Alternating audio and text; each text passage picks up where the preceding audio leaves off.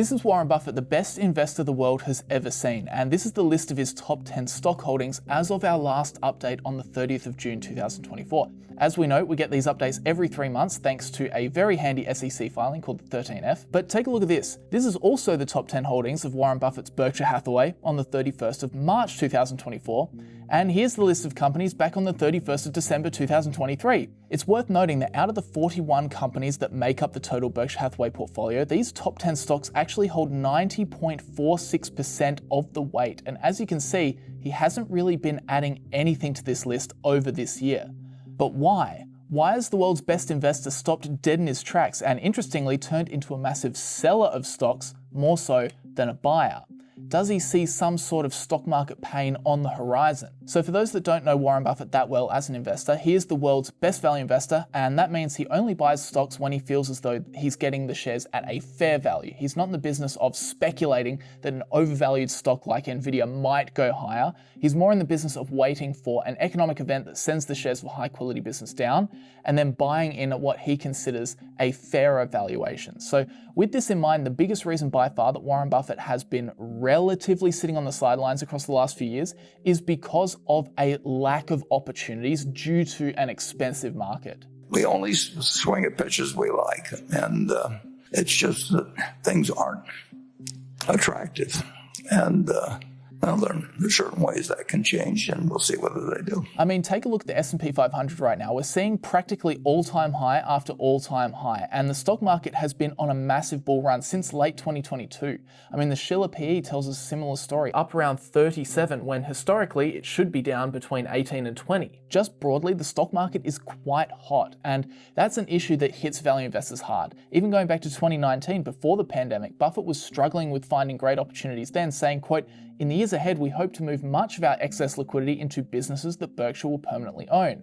The immediate prospects for that, however, are not good. Prices are sky high for businesses possessing decent long-term prospects.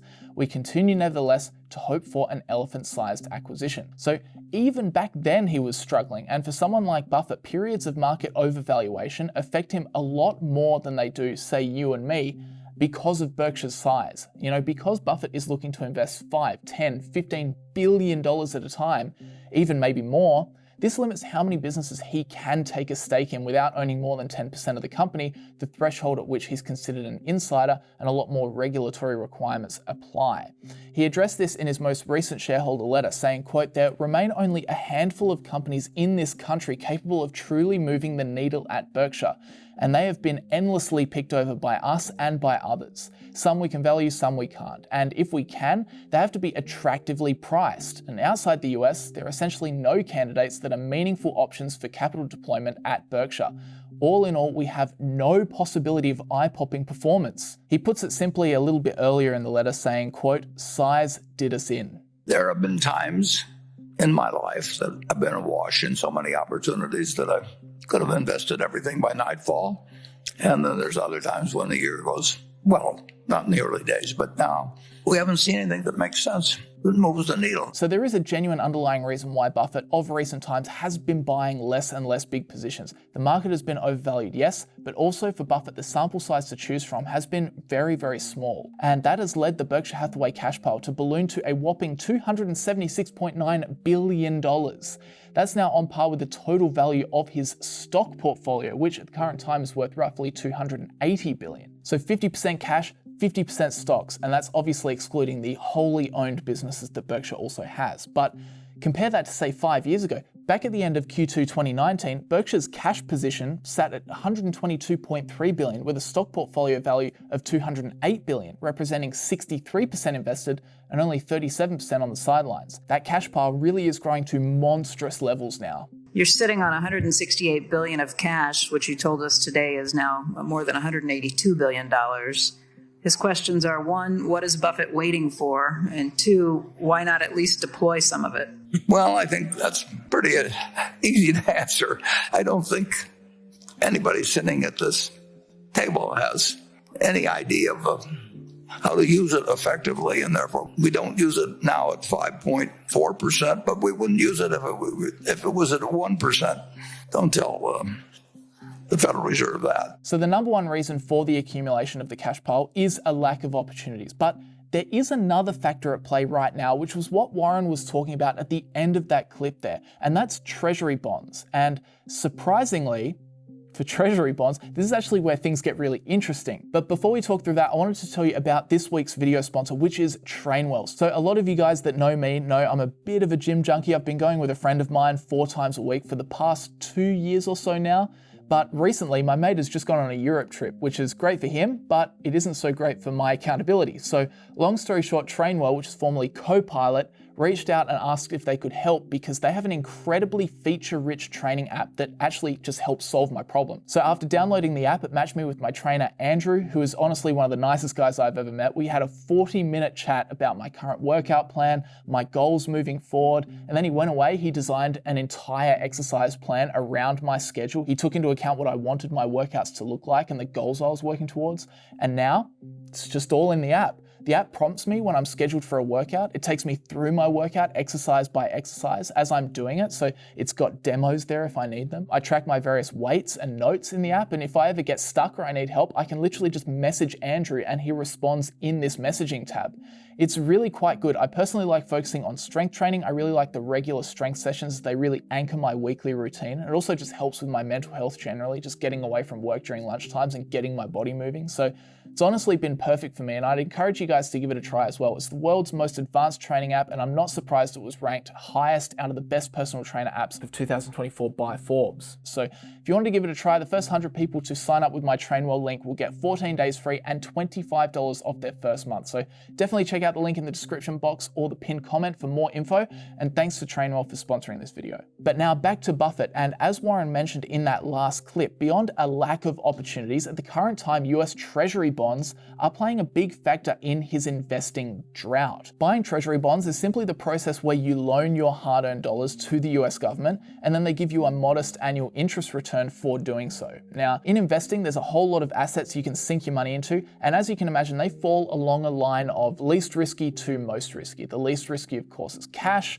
and then you have things like term deposits, market tracking ETFs, real estate, individual stocks, and then things like crypto or a night at the Bellagio on the other end of the scale. But one investment that is extremely close to the risk profile of cash is the US Treasury bond. And that's because the only way for the investment to fail is for the US government to default, i.e. not be able to pay their debts, which is an incredibly unlikely scenario. But US Treasury bonds do give the investor better returns than cash, which actually sits there, slowly losing its value thanks to inflation. So what you end up getting is investors or even companies like Berkshire Hathaway that have cash lying around, keeping that money invested in short-term US Treasury bonds. Now, here's the thing. Over the last few decades, that really hasn't been a great investment because interest rates have just been so low. You didn't get much interest on your government bonds back in, say, 2020 when interest rates were dropped to nothing.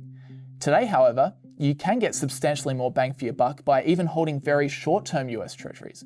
This is the chart for the 3-month Treasury bond, and at the current time, the yield is around 4.5%. Now, in effect, what this means is that the opportunity cost of having a lot of cash on the sidelines is much lower. You don't feel as bad with money on the sidelines. You don't necessarily get that feeling that your money is just sitting there losing value, because if you invest it in Treasury bonds, well, 4.5% actually isn't that bad. Sure, it's not the highest return you've ever seen, but it's not too shabby, right? And this is exactly what's happening in the Berkshire portfolio. Have a look at this chart, which plots the amount of US Treasury bonds Berkshire holds as a percentage of their total cash pile over time. As you can see, now that interest rates are higher and Treasury bonds are paying better, the amount of money they have in Treasuries has risen. And when you add the stock portfolio in there as well, you can see that as Buffett has sold off stocks, that money has gone right into those safer Treasury bonds. This was a point that was heavily emphasized during the coverage of the Berkshire Hathaway shareholder meeting earlier this year. I guess you have to think of it as, what would he put new money into that gets over that hurdle of 5% he does? 5.4%, yeah. You got to get more than 5% that you can earn in Treasuries in a very safe environment. Now, that 5.5% return that Becky mentioned has cooled to more like 4.5% today, but the point still stands. At the end of the day, if Buffett can't find really great opportunities in the stock market to put that extra cash towards, keeping most of it in Treasury bills isn't going to punish him all that much. So that is the second reason why Buffett hasn't been buying stocks over the past year or so, but there is one more reason that we should definitely discuss. Now, as you know, Buffett really isn't a market timer, right? He's not in the business of picking the right times to jump in and out of the market? We have no way, no attempt made to predict markets. We have no attempt made to pick stocks. But what I found really interesting listening to him talk live in Omaha in May earlier this year was that he was very clear that he honestly didn't mind holding more cash and selling down some of his large positions, quote, with everything that's going on in the world at the present time. Listen to his exact words on the topic.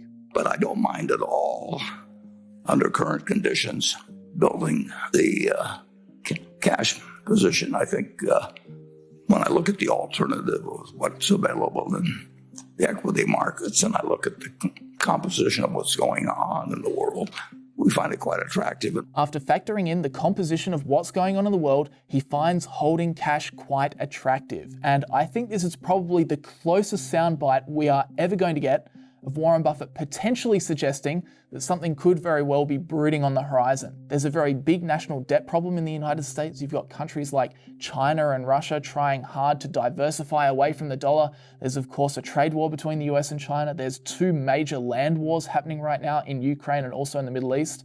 There's inflation in the Western world. There's fears of recessions in many major economies globally. There's just a lot going on.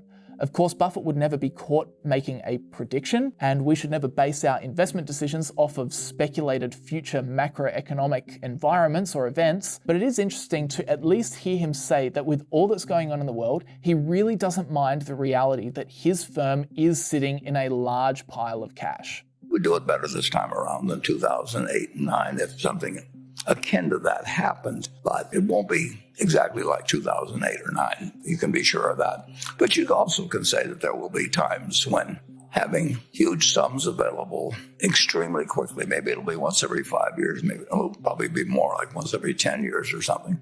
But as the world gets more sophisticated, complicated, and intertwined, more can go wrong. There's no sense going through here and exploring the possibilities of the different things that could happen. But you do want to be able to act when it happens. This strategy worked for Buffett back in 2008 when he invested $5 billion in Goldman Sachs and $3 billion in General Electric. And having that money on hand quickly during the crisis ultimately helped him make a lot of money on both of those investments. So it really isn't about timing the market. It's really just not doing dumb things in overvalued markets. Buffett sees the overvaluation, but he's not worried. He'll hold that big wad of cash. He's not getting overly punished by doing so with Treasuries at 4.5%. And while he doesn't expect anything, if something should go bang in financial markets as a result of all that's happening in the world today, he's also in a prime position to cash in on any big deals that might arise. And overall, that's the reason why Buffett hasn't been buying very much over the past year, and also why Berkshire's cash balance is so high. But there is one more thing I did just want to mention though, and I don't think this gets spoken about enough when Buffett's cash position is quoted, and that's that we've got to remember he runs an insurance company, so people forget that a massive chunk of Berkshire Hathaway is just insurance businesses. And when it comes to insurance, you really do need a massive war chest for the inevitable big one that causes a lot of claims to be made at the same time. We're talking a massive hurricane, a flood, a bushfire, for example, here in Australia. Now, of course, insurance companies get to choose how much they want to play with fire in terms of how much they keep on the sidelines to cover themselves for this potential scenario happening. But obviously, this is Warren Buffett we're talking about.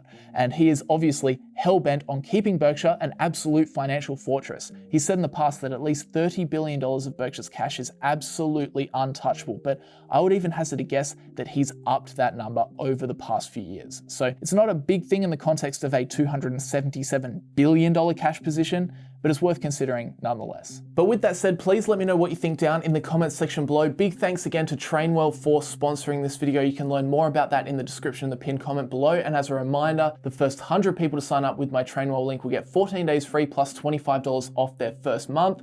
And one more thing, if you would be interested in supporting our work here on YouTube and also getting access to what, in my biased opinion, are the two most comprehensive and professionally presented courses on passive investing or Warren Buffett's stock selection strategy that exist on the internet today, please check out New Money Education via the links down below. Code SAVE50 will get you a $50 discount. And lastly, if you're interested in why the set has changed so rapidly between cuts, it's because I'm now in Melbourne. So I moved down to Melbourne from Canberra pretty recently. So you can get used to seeing this set, and I've got another angle set up. But yeah, we'll be seeing that a lot more. If you're interested in following my movements and that kind of thing, then definitely head over to my Instagram page. I put all that stuff over on Instagram. But with that said, guys, thanks very much for watching, and I'll see you all in the next video.